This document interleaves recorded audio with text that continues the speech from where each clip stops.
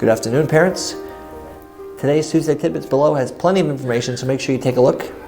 I did want to just touch on a topic quickly, if I may. That's something all of us should be aware of, especially for our kids.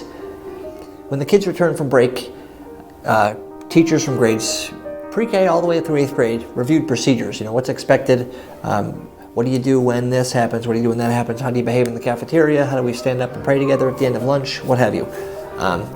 And we reviewed them for the first few days, and for grades 5 through 8, we had them submit a Google form that just demonstrated to us that they knew what they had to do.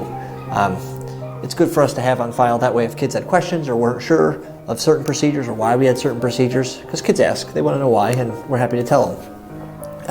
We can always revert back. Like if a kid isn't doing something correctly, we can say, you know what, do you need to re-go over these procedures, and go from there.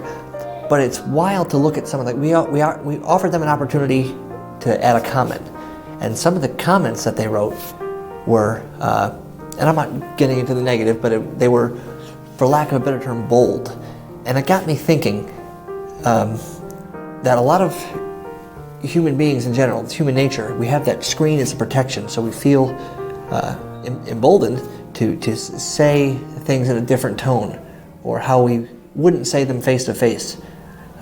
So whenever we had those comments, the administration team would have those kids come down the next day, not to reprimand, but to answer the questions that they had or answer the comments that they made. And it was really interesting to see how their demeanor was so different, because the comments we read really seemed snarky almost, and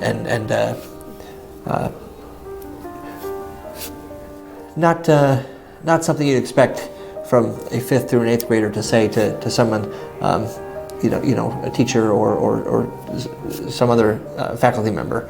So to see their comments were really shocking. But when we had them face to face, they were all very calm, and they addressed their concerns civilly and kindly.